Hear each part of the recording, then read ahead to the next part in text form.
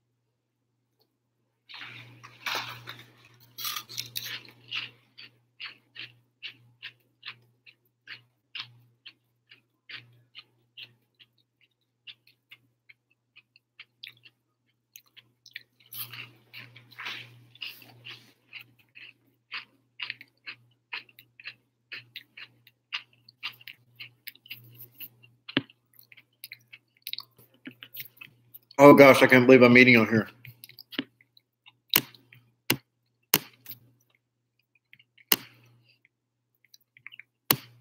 Participants. I'm the only participant so far. Waiting for some people to show up. That could take a while. Go over my materials.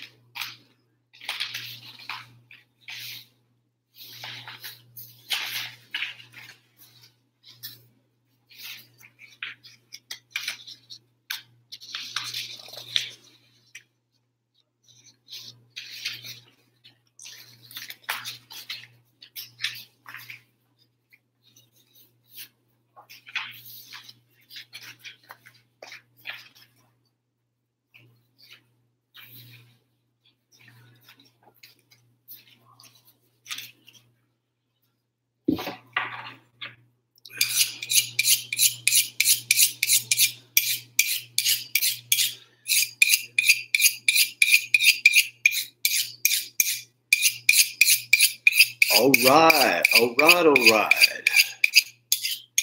Let's sit here and wait for some guests.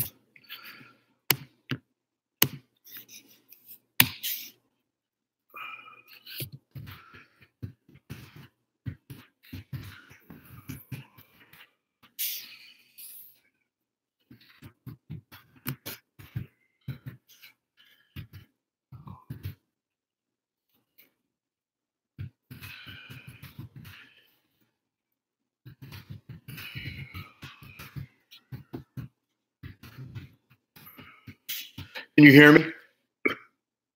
Oh, good morning. Excuse me. Good afternoon, Daniel Carlson.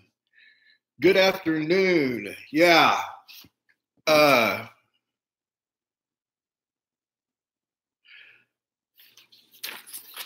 So we right now we've got 3 people in the room, including me, and so we're going to get started. We're still learning a lot, Daniel, about this live streaming aspect of YouTube.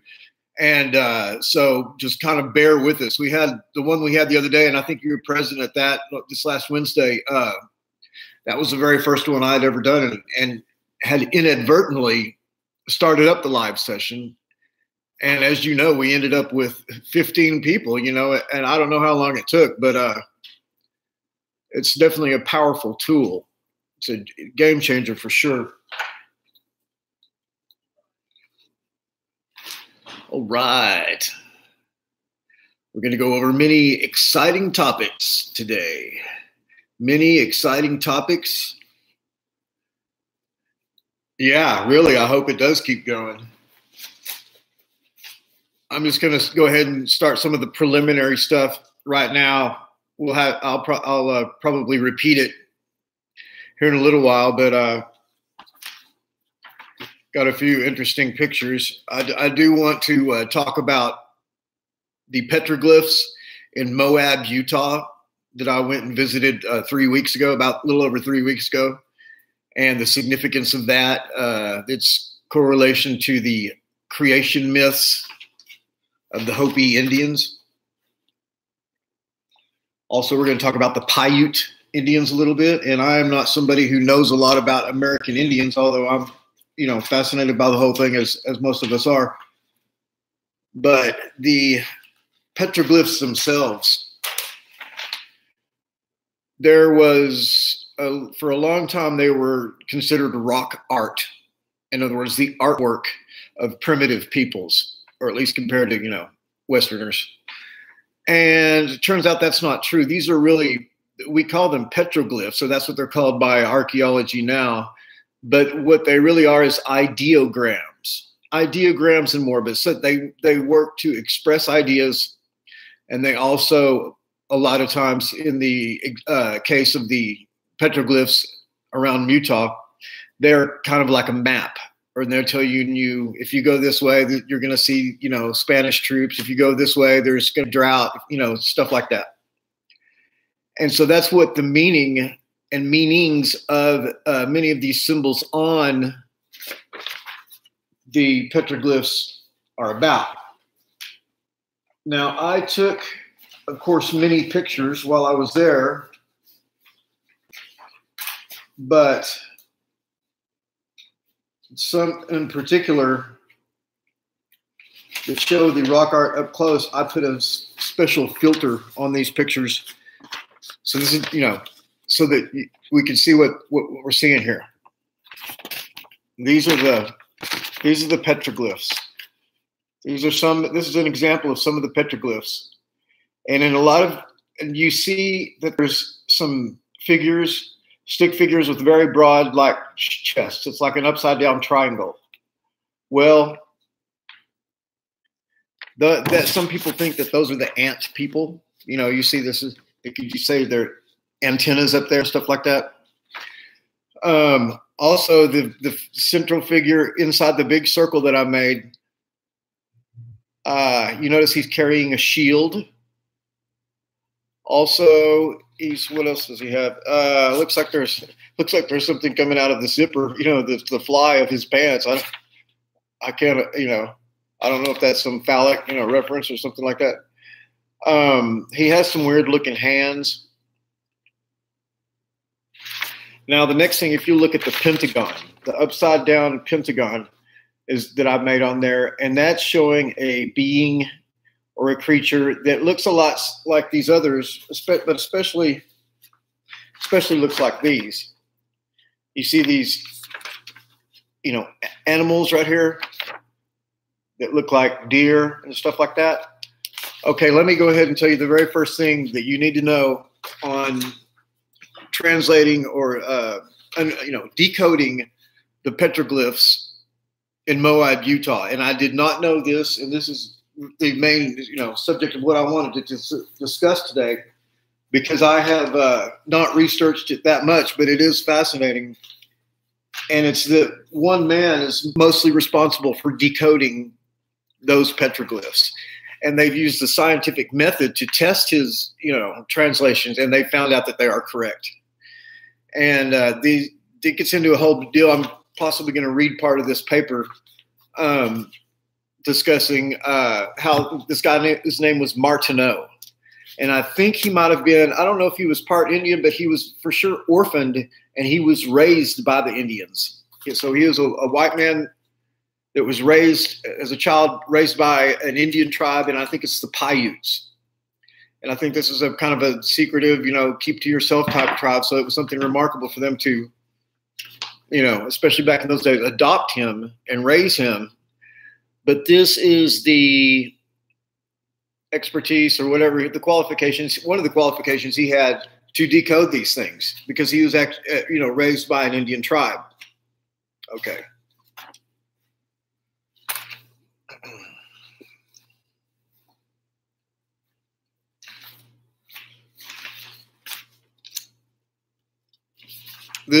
I'm just going to skip over this right quick. This is Moab, Utah. Once again, there's some arches out there. They have a park named Arches National Park where people can go and see lots of wondrous things like this. We did not go to the park. We almost went to the park. We accidentally got in the road to go to the park, and it was about 2 miles long, and I'm glad I was able to turn that trailer around.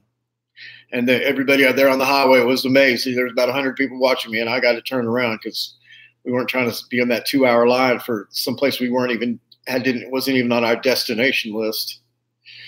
But anyway, you see this corona arch right here, and you see this big circle. Okay, so it's like, imagine a big rock. You can see what it is, and then it's kind of like a ceiling, like there's a cave here, and the whole ceiling's like, corroded out or whatever, reminiscent of one of these cenotes that we see in Mexico, where the rainwater and stuff like that has broken, eventually not evaporated, but worn its way through the rock above and then into the underground cisterns or, water chambers, where they performed many rituals, of course, and which today are the main part of one of the most dangerous sports in the world, which is cave scuba diving. And they have there's somebody that's got, I don't know how far, like 15 miles or something like that, inland out and swim out into the ocean. The earth is a lot different than what they tell us. It's different in different places, but it's more like a big thing of cottage cheese. If you dig down, you're more than likely going to run into something. For sure. Not for sure, but it's a pretty good chance you're going to run into something. But anyway, you can see how this would be a magnificent shamanistic center. One thing that's very hard to tell by this picture, and that is the hugeness of what you're looking at. This big room, for example. I mean, right here, I'm still about a quarter of a mile away from it. Okay. I walked 1.5 miles just to get this close to it, but I was still about a quarter of a mile away. And it could fit a 4-story building in it, for sure. Like a little 4-story office building going straight up. That's how big this thing is. It's effing huge. And there's people saying that that's not a natural format, and you kind of wonder, it doesn't really look too natural, does it? I mean, it kind of does, but it kind of doesn't. But that circle is just too perfect. You know what I mean? And so what I would reckon it is that, you get in there and you're eating your, peyote or whatever you're doing, and you're laying on your back looking up at the heavens. Well, it's like you have this big window, because most of everything's covered up by the rocks, except for this huge circle. And then, as we know, in some of these megalithic ruins and some of these other types of ruins, on the summer solstice or on the autumn equinox or something like that, you stand in a certain place and a beam will go, through the doorway or something like that, showing without a doubt that these quote unquote, uncivilized people or barbaric people had advanced knowledge of things that were going on in the heavens or the sky.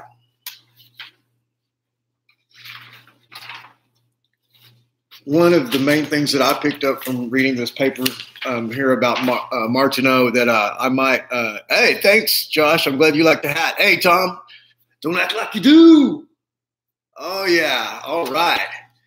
So one of the main things that I learned that I didn't know is you see in their petroglyphs, you always see a bunch of animals. And, you know, there's only several different kinds. I mean, you see owls, you might see a scorpion or something like that, but it seems like you see a lot of deer or goats or whatever these things are.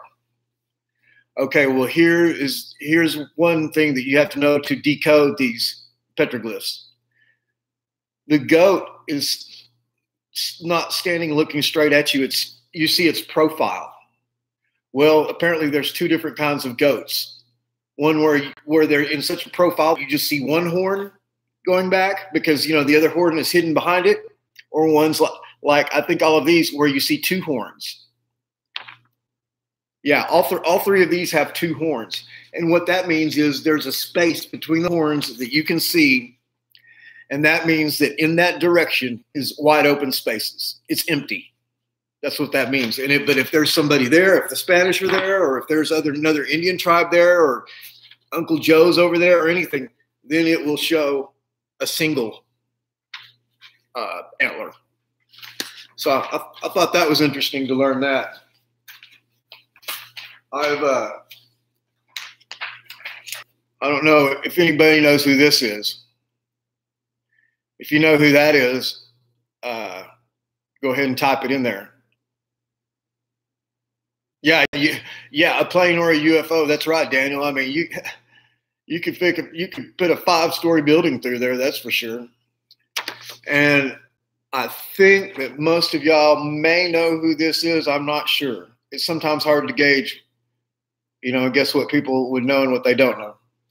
And I'll tell you that this person right here is the same thing. Is the same person as this person right here, standing between President Gerald Ford and my great uncle George Mahon, who controlled every dime of the American defense budget for over 40 years. You got it. Tom Medeski got it, and remote viewing got it. Yep, it is Wernher von Braun, the famous Nazi scientist that was brought over during an SS officer. Don't forget that, SS officer, who was brought over, who was captured after the war and brought over to work in I guess what you'd call secret space program, right? You know, now we hear so much about a secret space program. Well, you know, that's a no-brainer. I mean, anything about space is going to be a secret, you know. But anyway, this is the original secret space program. And so you can see, you know, they gave him a good career. They put him in charge of NASA after a while. I mean, an upstanding citizen and everything like this. But, yeah, there's the picture. And then there's Gerald Ford. He's not a president yet in this picture. And then von Braun. And then the other guy is the guy who's I guess the first guy who's in charge of NASA. But ultimately, Wernher von Braun got put in charge of the whole deal. And, you know, so there was the Apollo missions, and, you know, I don't want to, you know, get into that too much, get sidetracked on that. But an interesting tidbit of information is the conspiracy or whatever, the big secret that Wernher von Braun's deathbed confession. Has any of y'all ever heard of Wernher von Braun's deathbed confession?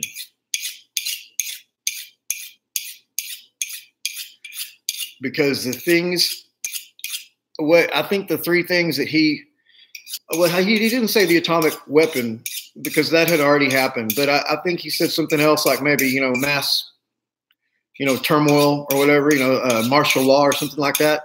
But then he said the final thing or whatever that was going to kick it off, whatever it is the staged alien invasion. All right, so that's his deathbed confession. Staged alien invasion. That first word being very important, very operative. You know, everybody else is going to be talking about the alien invasion.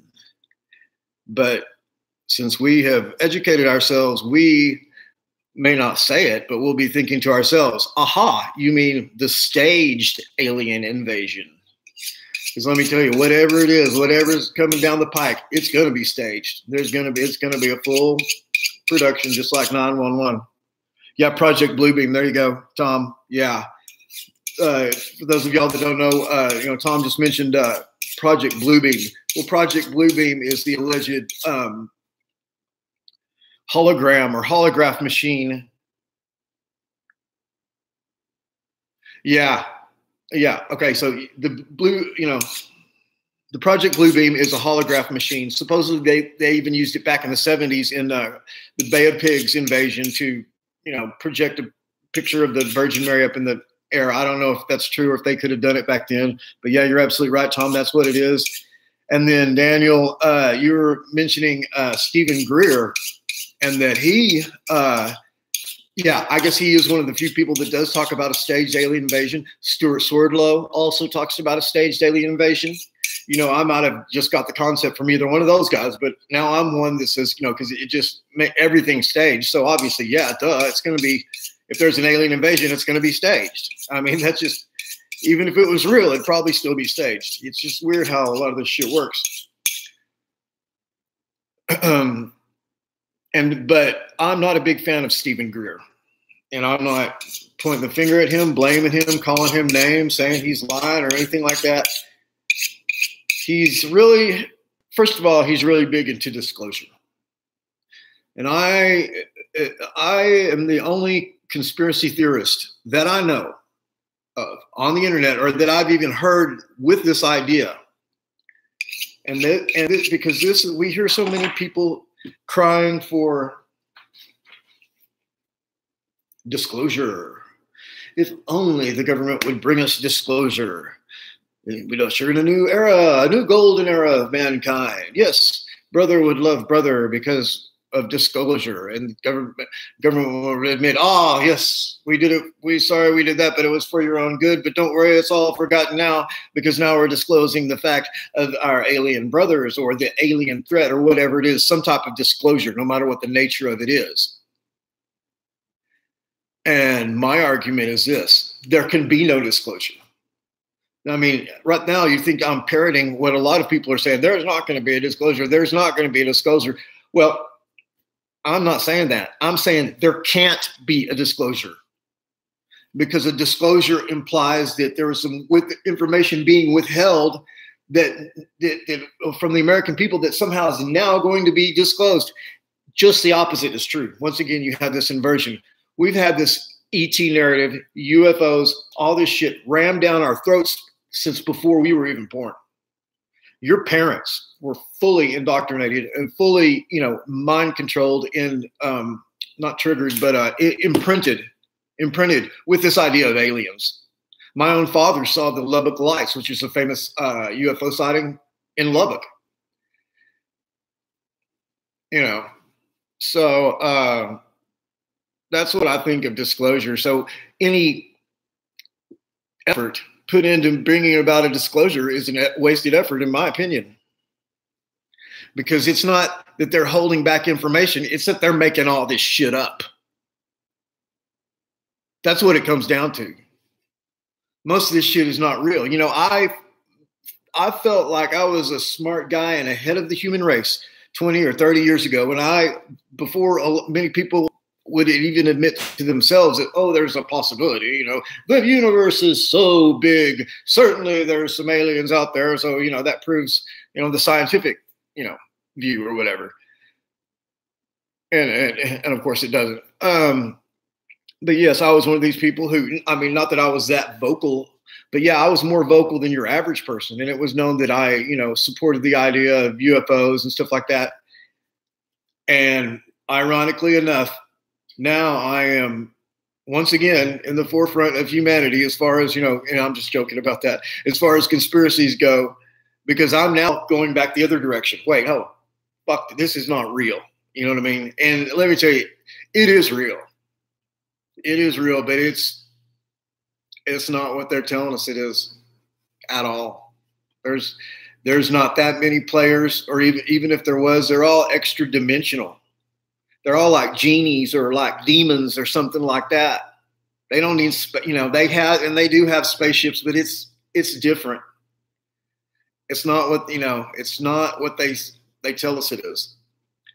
But there are a few telltale signs, and, and I'm not somebody who quotes the Bible very often, although it just so happens I am somewhat of a Bible scholar. One time I was on vacation, shall we say, and I had some time to read the Bible, and one year I read the Bible 5 times from cover to cover in about 11 months. And it was very boring, but I read every word of it 5 times. So I do know a little bit about the Bible. And one thing that the Bible says is that the humanity will rise above the angels, that we somehow are already greater than the angels. And I believe that. I believe that wholeheartedly. I've read a lot of Rudolf Steiner material when I was younger, and he is a mystic Christian. Okay. Most of the viewers know that I am not a Christian, but that doesn't mean I'm, refuting everything that, came in our Christian cultural, upbringing, and that's world history right there. Is just that alone, the story of Christianity, for at least the last 1,000 years. We're told it's the last 2,000 years, but since the advent of the new meme or whatever of the chronology deniers, let me tell you, everything is in question. Because it's one thing to sit there and question whether reality is real or whatever. There's all this extra dimensional shit. You think you're wrapping your head around that, but then all of a sudden they come and tell you, oh yeah, by the way, this last 2,000 years has really been at the most probably about 700. And they packed 1,300 fake years that don't exist in our history and just jammed it in there. And most of that shit's made up. Most of that shit is made up, and they know who did it and everything. It came down to these 2 guys. They lived, I don't think they ever really lived at the same time. They were like back to back, like in the 1500s and late 1500s and early 1600s. And there are 2 Jesuit priests. They know their name. They know the whole deal. This has already been known in Russia for years.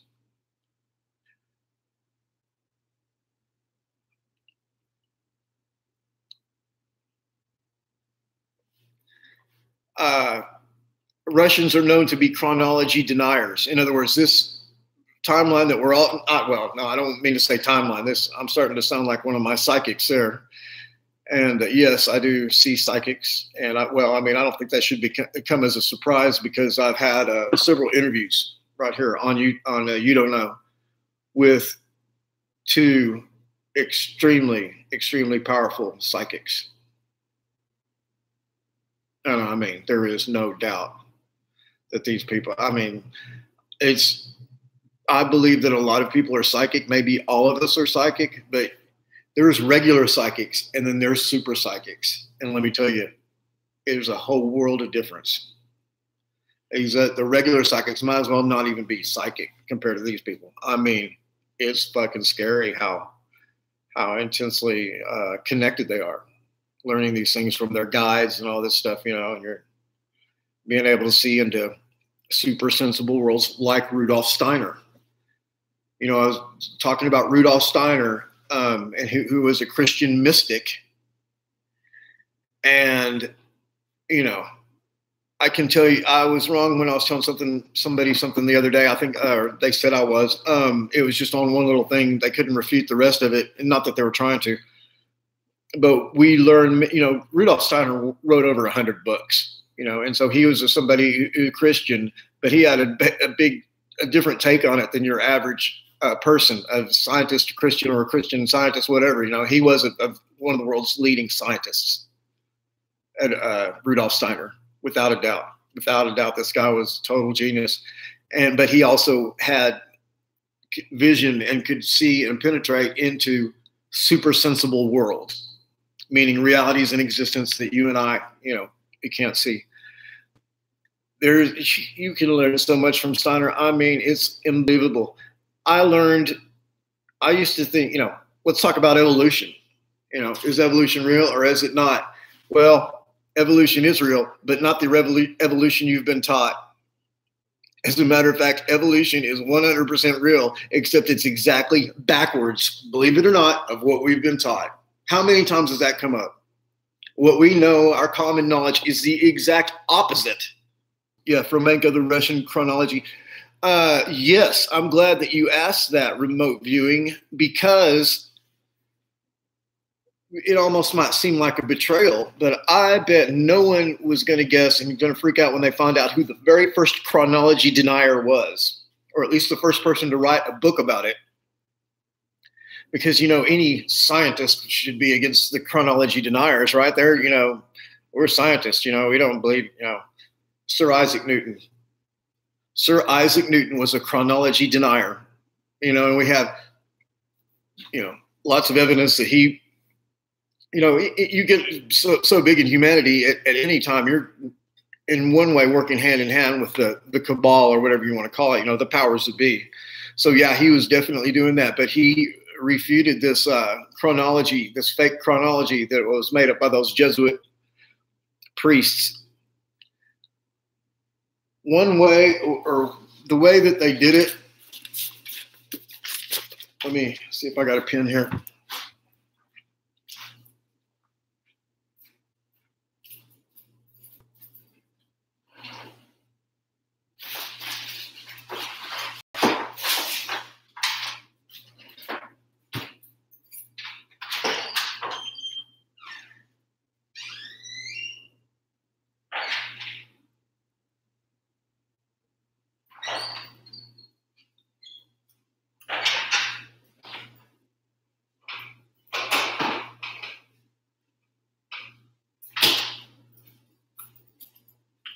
Well, sorry about that. I could not find a pen. So I can describe it to you without needing a pen. As you know, everything was very religious back in the day. And so the way that they used to write the dates, they would write a date, just like we have now, 2018, whatever, 2018. But they put the small letter I in front of it. And this small letter, lowercase I, indicates Jesus. So I guess it's like saying AD or something like that, in the year of our Lord. I mean, of course, you're not going to write anything, 400 years ago, you're not going to write anything unless you do it in the name of Jesus. That's just how things work. So, of course, their dates had a little I on it to show that I guess it was a Christian document, or probably just show the timeline. Okay, so if you had in the year 350 AD or whatever, let's just call it AD, you would write that small case I, and then 3 and 5 and then 0. I-350. That's the year 350. Well, you know how easy it is to get a plume de nom de guerre, whatever, poison pen, and connect a little dot on the I with the rest of the body of the I? Then all of a sudden you have a 1. And the year 350 becomes the year 1350. You see? By that, they added at least another 1,000 years in the last 2,000 years. And all that shit about Charlemagne, it's just a bunch of made up shit. And as a matter of fact, what it is it's the same story over and over. They just keep telling the same story over and over. And then they change the names to bring about these false dynasties and kingships and stuff like that. I mean, it's absolutely fascinating. How little, the royalty over there in England, Prince Charles and the Queen of England and all that, they're not even English. I mean, they're Germans. You know what I mean? It's just fascinating. The Windsor, there is no House of Windsor. It's just made up. I mean, yeah, they are some kind of royalty from I can't remember. They know who they are. I mean, it's all been discovered. And so, yeah, they really are royalty, but they're not. They just got put in that head and say, okay, y'all go over there, And it's fascinating, And then, of course, we have all these allegations and stuff that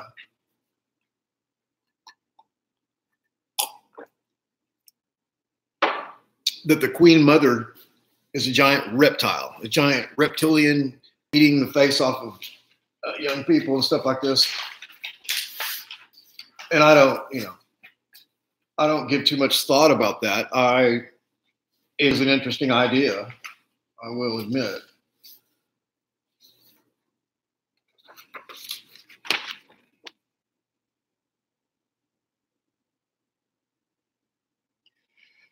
And I don't have the exact source material for what that is, but that's actually an Egyptian drawing. I can tell by looking at it. It's an obscure, and this guy looks like a little ET right there. He looks like a little.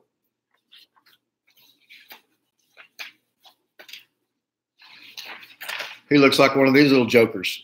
Do you recognize that? That's supposedly a real alien. They kind of look alike, don't they? Except he has a little dog snout, it looks like. But, the little spindly body, But there's also creatures in here that, there's this reptile that's standing on two legs. That's the significance of this. So basically that is a reptilian. The idea, just because they're painting them on, ancient papyrus or on walls and temples and stuff like that, that doesn't mean for a second that they were actually real or actually physical. And I'm not saying they weren't. They might have been physical. Or there might be two different kinds. I think that's more likely. They say there's a kind that's associated with the earth here and that lives under the ground.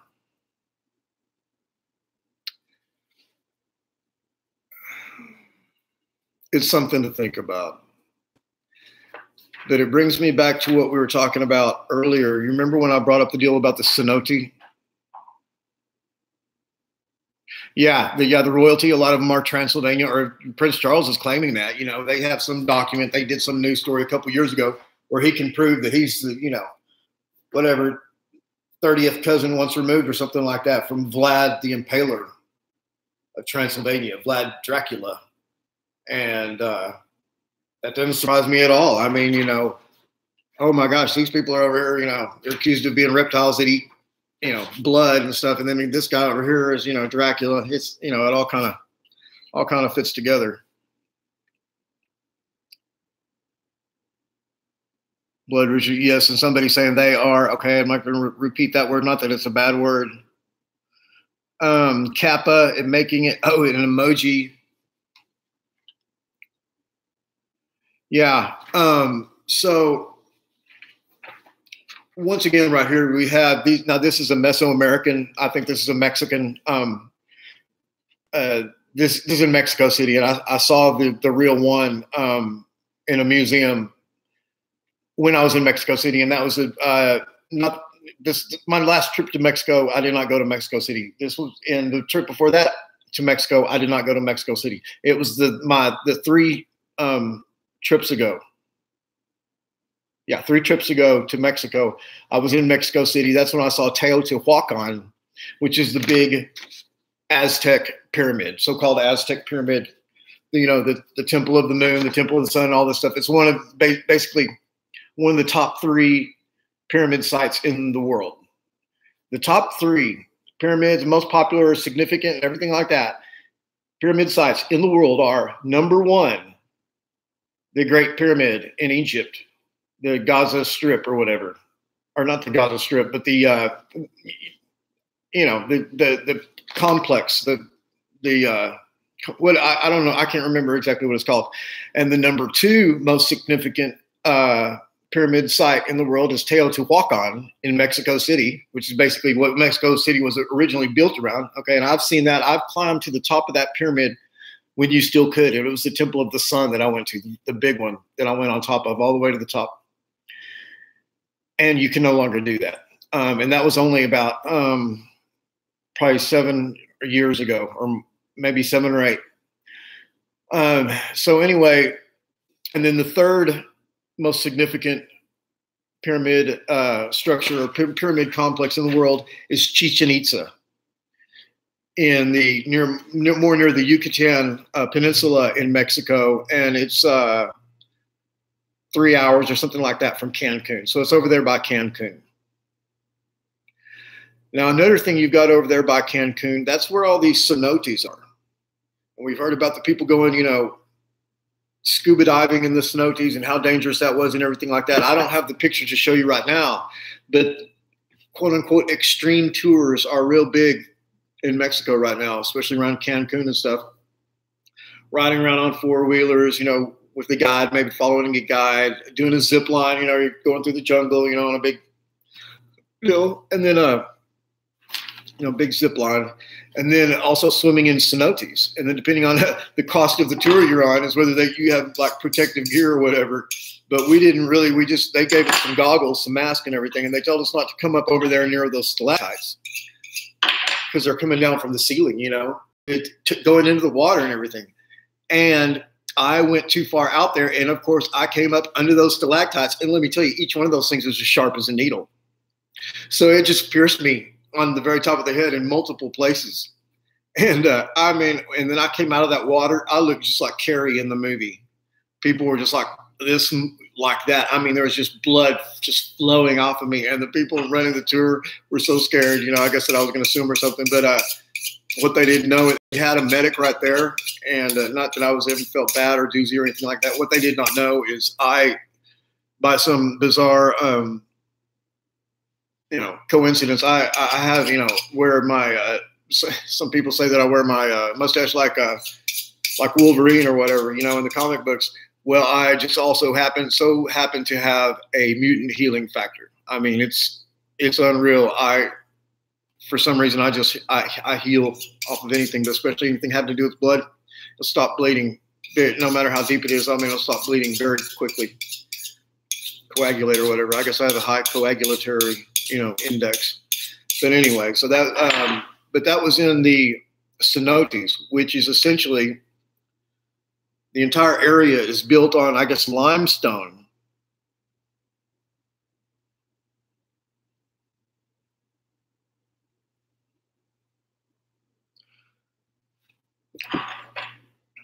Some interesting commentary in the chat section right now. No, I'm not sharpening my claws. I'm sharpening my one of my knives.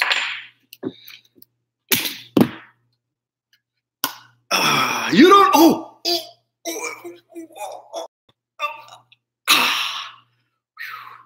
Told you I was healing up already. Oh, that's good. All right. Anthropos here. And welcome to another exciting episode of You Don't Know. You don't know, huh? So don't act like you do. Yeah. That really hits the spot there. Right now we're having a meeting, a little conference, which is interactive. I am seeing the comment section, everything like this. Not everybody's been in one of these video chat rooms like this, and this feature that we're using right now on YouTube is brand new. Actually, I think they might have been doing it for several months, but they've only just now recently started promoting it and giving, tutorials on it and stuff like that. And I have Remote Viewing, who's my business partner from Wisconsin. Wyoming. Excuse me, Wyoming. Is acting as a moderator right now. Tom, you remember that last meeting we had, and Daniel, you probably remember that too. We had a real live troll on our hands, a guy who goes by the moniker of bad actor. Bad actor. It's just like the elite, huh? They have to tell you, he had to tell you what he is. He's a bad actor. And I had knew that I recognized that guy's name and that he had given me some bullshit trouble on some other deal. Anyway, he came on there and just, it wasn't anything subtle, like he was putting in some little stingy remarks or, insinuating this or that, or needling or something like that. He just right off the bat came out and started calling me a pussy, saying, this and that, just making up a bunch of shit and saying it. And I was like, damn, I'm glad I've got the experience that I've got on these things so far, kind of been developing up a thick skin, when I had the Leak Project video first came out in December of 2016, which is almost a year and a half ago, there was a number of trolls, real ones, real paid ones, One in particular was a young lady, or I assume she was a young lady. She, presented herself like that with the moniker or the handle of Blister Pac-Man. So if you ever see Blister Pac-Man or Bad Actor right here on one of my pages, let me know immediately. I'll hit the eject button. They're stupid. I mean, they're stupid.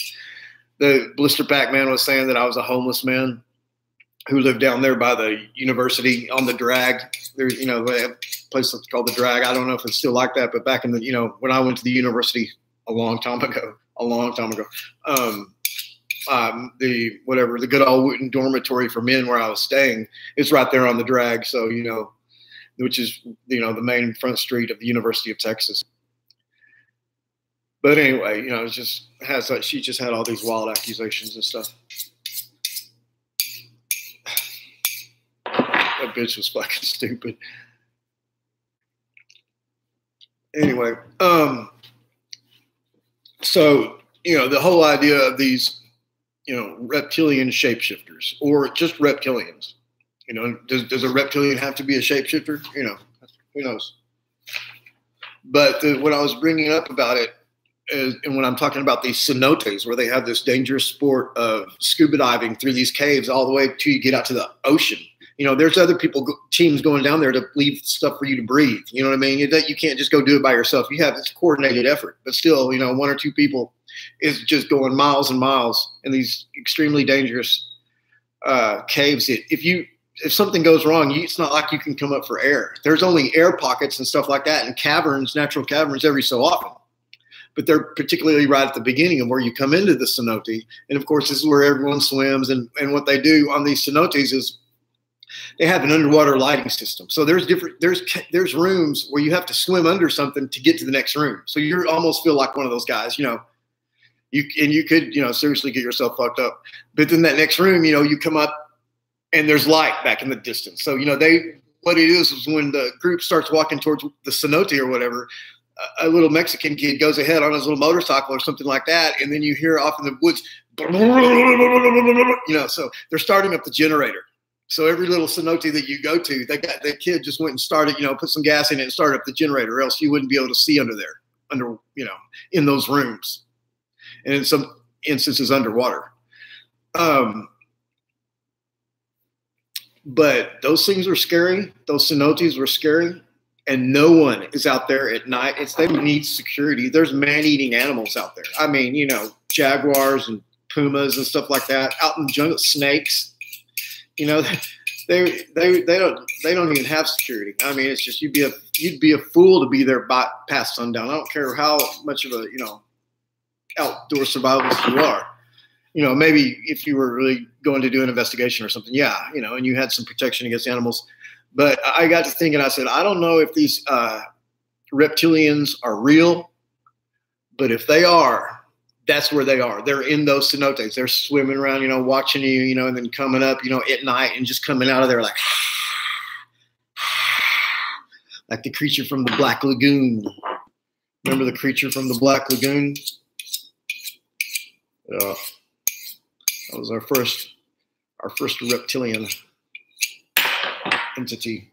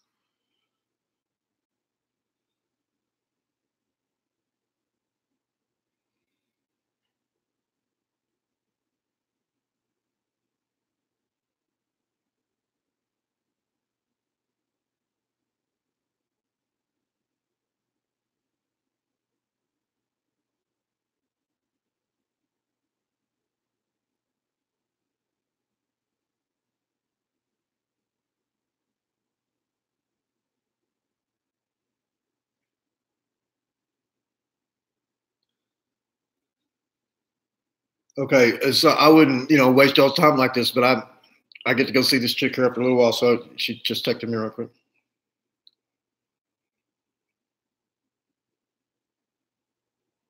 Hmm. None. Okay, fuck. None. No, I'm assuming, yeah.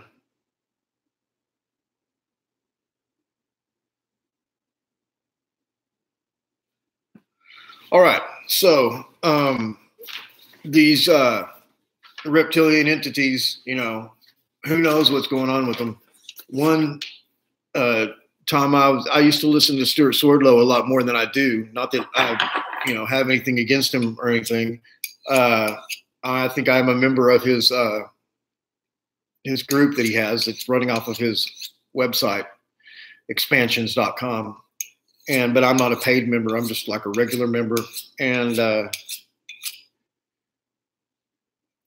Stuart Swordlow's been through some shit. I don't know exactly where his heart's at, what his agenda is, because everybody has an agenda more or less. You have your own personal agenda, if nothing else. We all have an agenda. But he does come across with a lot of information that I believe is valid and true, and correct. And I'm not saying anything about the, his beliefs and the reptilian shapeshifters and stuff like this. He's a proponent of this idea, okay? But he is just the reptilians in general or whatever. He travels the world quite a bit, and he was in a museum in Jalapa, Xalapa, Jalapa, Mexico. And it's the National Museum of Archaeology or something like that, and except written in Spanish. And he called it the Reptilian Museum. And I was very impressed when I saw that. And this was years ago. I saw it on one of his interviews. So when I was in Mexico about a year and a half ago, and we were, I guess, going from one place to another, but we were staying in Jalapa, I said, yeah, let's go over here to this museum and check this out. And then once I got in there, oh no, you know what it is? It was those giant Toltec heads. We were not going to, go over there and not check out those giant Toltec heads, which are only in one part of Mexico. And it's over there in that area. They were discovered by oil teams, doing searching for oil. I can't think of the exact word they use when you're, searching for oil or making oil discoveries. But these things, huge rocks kept getting in the way. I mean, we're talking about rock is half the size of this room. And so many of them, they dynamited them. Priceless, can't be replaced, dynamited them just to get through them or around them or just to break them up and get them out of the way. But I think everyone's seen the giant Toltec heads, and I don't have a picture of them right here, but they look like they're wearing helmets. They're, some type of ancient man, and you can tell that each one of them is an individual face. In other words, it's not just some made up deal. These are real, people or whatever they are, because, this guy looks different from this guy. Steve looks different from John and all this stuff. And they're all unmistakably black. They're all black men, as in with, I don't know what the word is, but, Negroid features or Africanized features. Very prominent, no mistaking it. They're not like, in the Panama, we see a lot of mulattoes, mixed breed people having to do with the slave trade, over the last couple hundred years, where the African slaves were brought to the New World or over here to Central and South America and, became part of the population. And that's the story. That's how black people got over there. There was never any black people there before that, supposedly. Well, maybe there wasn't, but about 60,000 years ago, there damn sure was, because they were the ones running the joint, or at least having big stones made out of their heads. And I don't know if those are space helmets that they're wearing, but yeah, they're definitely wearing some helmets. So that's what I wanted to see, and we got some really good pictures of the Toltec heads and stuff like that. And then, realized pretty quickly that there's some fucked up shit in that museum. It's not just that there's some fucked up shit. It's like the whole goddamn museum is just the strangest, scariest shit you've ever seen in your life. All kinds of scary shit. But one of the scariest things is the full-sized statues and statuary of men turning into lizards, you know, like reptilian shapeshifters for real. It's depicted in statuary in this museum. It's fascinating. There's also these little trolls, these little, I call them the little Falcon, the little people, you know, and apparently there's different types of these, you know, you got fairies, you know, gnomes, elves and stuff like that. But an elf can be taller than a man. An elf, I think, can even be maybe 6 feet tall. I don't have all this, you know, specifics on this, but, you know, then there's ogres, and these are just, you know, traditions that we know of from fairy tales and stuff like this, but they're all based in, I would guess most of them are based in some type of reality, is my take on the whole thing. That is, you know, and now we see the surfacing or the resurfacing of the subject, or the popularity of the subject of the Fae, or the fairies, where we get the word fairies from, the Fae, F-A-E. What are these motherfuckers, you know? But anyway, they have a Mesoamerican version, and these people, this is what's interesting about these little people. The ones over there in Ireland, they look just like the Irish people. The one over there in Iceland, they look just like those people. The one on Native American reservations in the Midwest, guess what? They look Indian. And the little people that are over here in Mexico, or the statuary that they have of them, that's no telling how old, probably at least 1,000 years old. It looks like those people.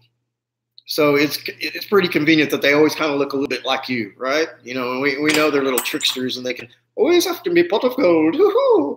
The flavor, nice, you know, flavor with, you know, cereal with 5 delicious flavors. You know, green hearts, yellow moons, blue clovers. Remember that commercial? I didn't know I had it memorized like that. I got almost got it printed on that one big time, huh? Must put on the damn programming on that. So anyway, the names of these different deities that they have, and these types of people, they're impossible to pronounce. It's like a bunch of consonants together. You know, you just can't even say it, you know. Supposedly somebody can say it. They have it, the phonetics of it. But anyway, it's not even worth, if I had that shit in front of me, I would, you know, read it to you to tell you, you know, but these words are just impossibly long, these names and stuff. And there's just like a million consonants together, and then like maybe one vowel, you know, and out of about 20 letters. And you're like, well, how the hell do you pronounce that? But so this is a type of, not a type of people, but they were obviously they're depictions of some little nature elemental spirits or something. You know, there's also the idea of elementals, and sometimes these have a correlation.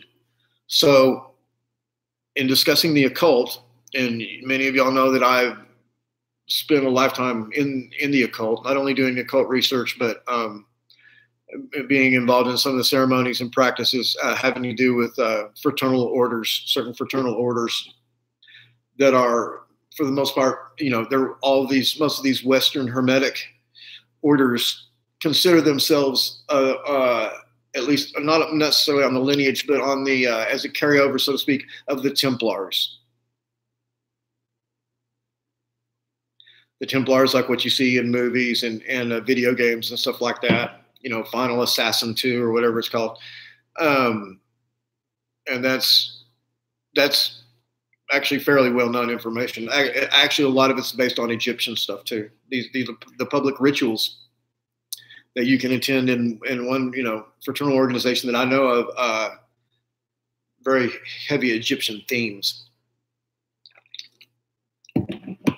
Dramatic ritual is really what's driving those things, and what it's all about is dramatic ritual. So it's like people doing a little play. You know, you've got your lines. You know, you're Macbeth, and you're, you know, Sir something or the other, and you sit there and you do your lines, you know. No big deal. So anyway,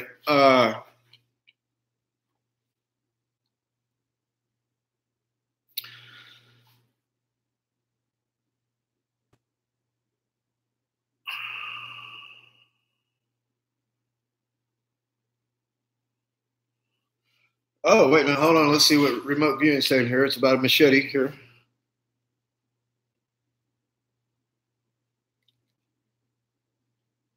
You can see the Hollow Earth from here. Yes, keep going. Yeah, that's what I've said. Yeah, I am your tour guide tonight. Today we're going into the underground. We're going into the Hollow Earth. So come on, follow me. It'll be fun. Tour guide for the Hollow Earth.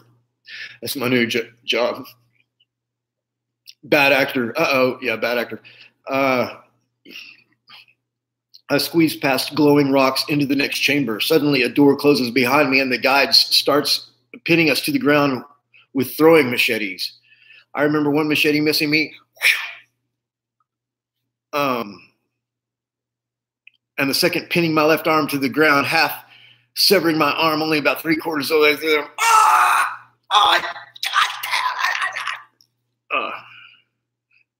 Getting up seemed tough without causing blood gush. She just manifested. Yeah, since it was a dream, he should have. Or just pulled out a Colt 45 and said, oh, hate that for you.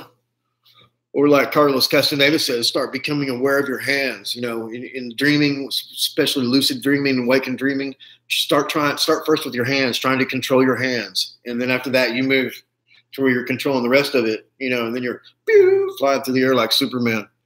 Much like these paintings that are depicted in Moab, Utah.